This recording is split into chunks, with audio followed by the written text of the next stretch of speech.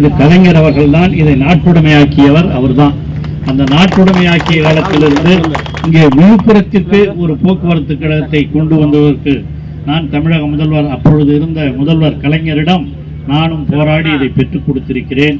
ஆக இந்த விழுப்புரம் இந்த அப்பொழுது இருந்தது பெரியார் போக்குவரத்து கழகம் என்ற பெயரிலே இருந்த இந்த போக்குவரத்து கழகம்.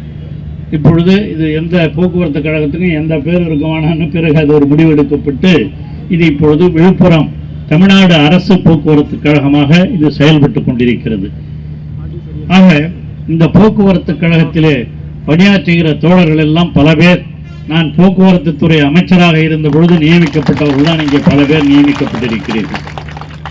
நம்முடைய போக்குவரத்து துறை அமைச்சர் அவர்களும் இதற்காக இப்பொழுது இருக்கிற அமைச்சர் அவர்களும் இந்த பேருந்துகளை எல்லாம் சிவசங்கர் அவர்கள் இந்த பேருந்துகளை எல்லாம் புதியதாக உருவாக்கி இதை நியமிக்க வேண்டும் என்று தமிழக முதலமைச்சர் தளபதி அவரிடம், தளபதி அவர் எல்லா துறைகளையும் வளர்த்தெடுக்க வேண்டும் என்று நினைக்கிற ஒரே முதலமைச்சர் நம்முடைய முதலமைச்சர் தான்.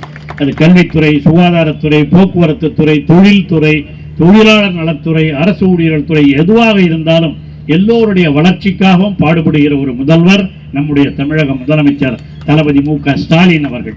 அந்த உணர்வோடு தான் இவைகள் எல்லாம் நடைபெற்றுக் கொண்டிருக்கின்றன.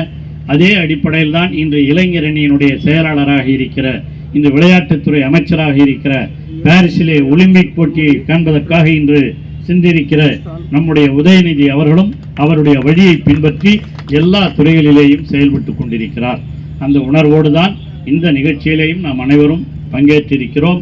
இன்று இங்கே மஸ்தான் சொன்னதைப் போல 25 பேருந்துகள் இன்று இயக்கப்படவிருக்கின்றன. முக்கியமாக இந்த பேரூராட்சி, இந்த பெரியார் போக்குவரத்து கழகம், அது அப்படியே பெரியார்னே வந்துடுச்சு அந்த போக்குவரத்து கழகம். இந்த விழுப்புரம் தமிழ்நாடு அரசு போக்குவரத்து கழகத்தினுடைய பேருந்துகள் 371 பேருந்துகள் புதிதாக வழங்கப்பட்டிருக்கின்றன 23-24. இந்த 371 பேருந்துகளில் கிட்டத்தட்ட 307 பேருந்துகள் புறநகர் பேருந்துகள், 64 நகர பேருந்துகள். இன்று விழுப்புரம் மண்டலத்திற்கென்று ஒதுக்கப்பட்டது 81 புதிய பேருந்துகள். அதில் 33 புறநகர் பேருந்துகள், 3 நகர பேருந்துகள் என 36 பேருந்துகள் தடத்தில் இயக்கப்பட்டுள்ளது. 36 முதல்ல இயக்கியாச்சு, ஒதுக்கப்பட்ட 81 36 ஒதுக்கியாச்சு. இன்னைக்கு 25 பேருந்துகள் இயக்கப்படுகின்றன. ஆகவே வெகு விரைவில் இந்த ஒதுக்கப்பட்ட 371 பேருந்துகளும் இங்கே இயக்கப்படும் என்பதில் எந்த வேறுபட்ட கருத்தும் இருக்க முடியாது.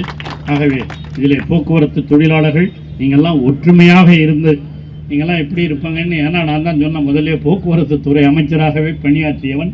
நீங்கள் இந்த தோமுசாவாக இருந்தாலும், மற்ற தோழமை கட்சி தோழர்களாக இருந்தாலும், மற்ற கட்சி தோழர்களாக இருந்தாலும், நீங்கள் ஆற்றுகிற பணியில்தான் போக்குவரத்து கழகம் சிறப்பாக செயல்பட முடியும். அதுவும் இன்று மகளிருக்கு இலவச பேருந்து பயணம் வழங்கி இருக்கிற ஒரே முதலமைச்சர் இந்தியாவிலேயே நம்முடைய தமிழக முதலமைச்சர் தளபதி தான். இதெல்லாம் கொஞ்சம் உங்களுக்கு இலவச பேருந்துன்னா கொஞ்சம் நீங்கள் மக்கள்கிட்ட நல்ல பேர் வாங்கணும். இந்த அரசு நல்ல பேர் வாங்கணும்னா அது உங்கள் கையில் தான் இருக்குது. நீங்கள் பேருந்து இயக்குவதிலேயும் ஓட்டுவதிலேயும் நடத்துவதிலேயும் ஏற்படுகிற மாற்றங்கள் தான் இதற்கு சிறப்பாக அமைய முடியும். பாதகம் செய்பவரை கண்டால் நாம் பயங்கொள்ளலாகாது பாப்பா, மோதி மிதித்து விடு பாப்பா, அவர் முகத்தில் உமிழ்ந்து விடு பாப்பா. அண்மை செய்திகளை உடனுக்குடன் தெரிந்து கொள்ள இணைந்திருங்கள் இயம்நாடு தொலைக்காட்சியுடன்.